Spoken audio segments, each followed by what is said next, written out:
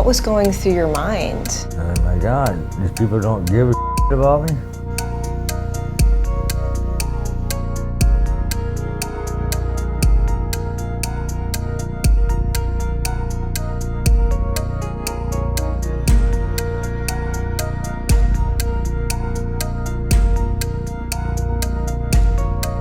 So, well, this is it. You thought you were gonna die. Yeah. Ultimately, I knew it was wrong.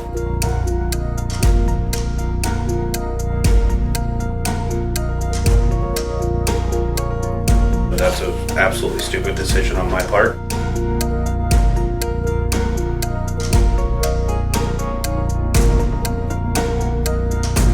Yeah, that's a problem. Yeah, I did. I screwed up.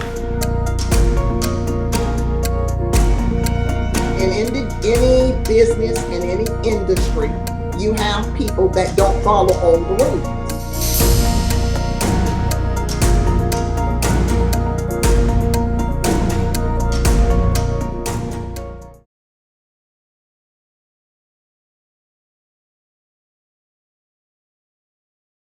Hi, I'm Jenna Bourne, and I'm an investigative reporter at 10 Tampa Bay. If you're new here, welcome to What's Brewing, our deep dive into issues that matter to you.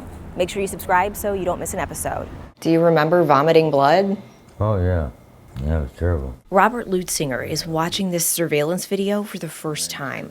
That's him leaning over his cot and vomiting blood onto the floor of his jail cell. It was November 18th, 2021, and Lutzinger was in the Pinellas County Jail because he had a warrant out for having an open container of alcohol and marijuana. You know how your stomach feels when you feel like it's bleeding down there? No, I don't. Can you tell me? Tell me how that feels. Kind of like a fire, and it just burnt real bad. You feel this in your throat, and next thing you know, you just, ooh. Just throwing up. Yeah.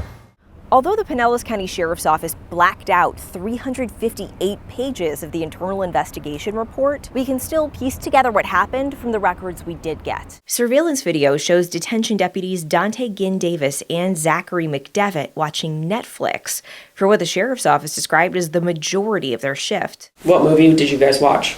It was Red Notice. Watching Red Notice, the deputies told internal investigators what they didn't notice was this growing pool of blood. Not on their live surveillance camera feeds that they had up on the same screen as Netflix. Ultimately, I knew it was wrong. Not during their in-person well-being checks every 15 minutes. So if someone vomits blood, that's considered a serious condition. Absolutely. Right? All right. And it could be considered a GI bleed? Yes. Is a GI bleed potentially harmful? Yes. Is it deadly?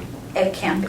The internal investigation found that it wasn't until the next shift came in that anyone noticed the pool of blood. Lutzinger was taken to the hospital 3 hours and 51 minutes after he started vomiting. And get this, the jail pod where Lutzinger was is for people who need constant supervision. Suicide risk, close observation, psych inmates, and protective custody.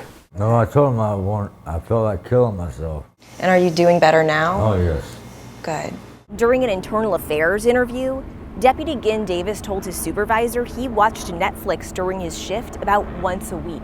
These deputies' discipline? A 40-hour suspension. The 40-hour suspension, number one, is a significant discipline in the world of corrections. This is Chief Cornita Riley. We asked her to weigh in because she's an expert on Florida jails. She's the former chief of Orange County Corrections and was awarded Jail Administrator of the Year in 2018 by the American Jail Association. Normally, unless you have repeat offenses for something, you don't get to a 40-hour suspension unless the initial incident is so egregious that you have to do that level of discipline. The month after deputies Ginn Davis and McDevitt got caught, the jail commander sent this email to the whole department. It references an increase in instances involving Department of Detention and Corrections members watching movies on agency computers while on duty, which has resulted in serious incidents being unaddressed or flat out missed. His email banned accessing television and movie streaming services while on duty, including YouTube and other similar websites that host online video sharing. As an administrator, there are some things that you don't feel you have to just spell out sometimes in black and white for people, such as the reaction to now putting out an email, a memo, a directive advising that you can't stream video when you're on your post. One would think that you would not have to now put that in a directive because that goes without saying. But that email didn't stop the distractions. You told him, quote, "I thought since we couldn't stream videos anymore, I would read on my Kindle," end quote. Is this an accurate statement? I believe so, yes. The very next month, in January 2022, Deputy Adam Vincent was supposed to be watching these people serving jail time while they were cleaning. But surveillance video shows he brought an e-reader with Wi-Fi capabilities into the jail. It was one of the Harry Potter books. Even though the Pinellas County Sheriff's Office banned outside electronic devices from secure areas of the jail back in 2017 over safety and security concerns. Could it be a potential safety issue for yourself, other deputies, and inmates as well? Yes. And how's that? I could be distracted, be overpowered by inmates that were in the unit. Like Deputies McDevitt and Ginn Davis, Deputy Vincent got a 40-hour suspension. 1 month later, and right next door at the Pinellas Regional Juvenile Detention Center. Yeah, I did. I screwed up. You can see Deputy Connor Davis on camera, cutting up garbage bags and taping them over the windows behind this desk before pulling up YouTube, TikTok, and Facebook videos. It looks really bad. My intentions, I'm not trying to make excuses up. It just looks bad. It does. The kids and teens in this area need extra supervision, including in-person checks every 10 minutes. Those are more of our higher risk inmates. They're more prone to have maybe some psych issues or anything that they've like fighting with people a lot. A review of Deputy Davis's computer log found that he accessed YouTube, TikTok, and Facebook 286 times during his shift. That's an average of 28 times every hour. I was getting bored. It was 10-minute checks just by myself, so. During that 10 minutes, I mean, can you just tell me a couple of things that could happen? I can miss a lot. They could hurt themselves. I mean, anything really. And that's a mistake. It can turn bad. Deputy Davis got a 40-hour suspension. We want to talk to the Pinellas County Sheriff's Office about these distractions on the job. We tried, but the PR people there told us the sheriff, Department of Detention and Corrections commander, and all 4 deputies involved turned down our interview requests. The sheriff did send a statement that said, "We have written policies that prohibit all personnel from improperly using computers, electronics, and all devices.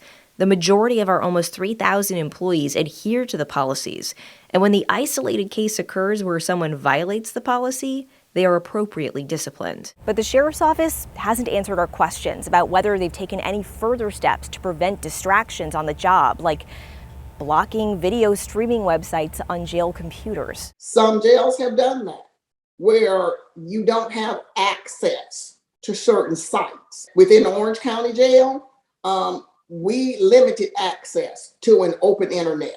You put things in place sometimes to even help protect people from themselves. And that's just the honest truth.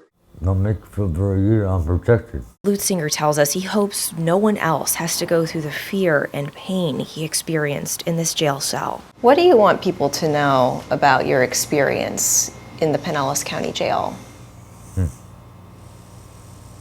The only thing I can tell them is stay the hell out of there. Thanks for watching What's Brewing. Subscribe so you don't miss an episode, and I'll see you next time.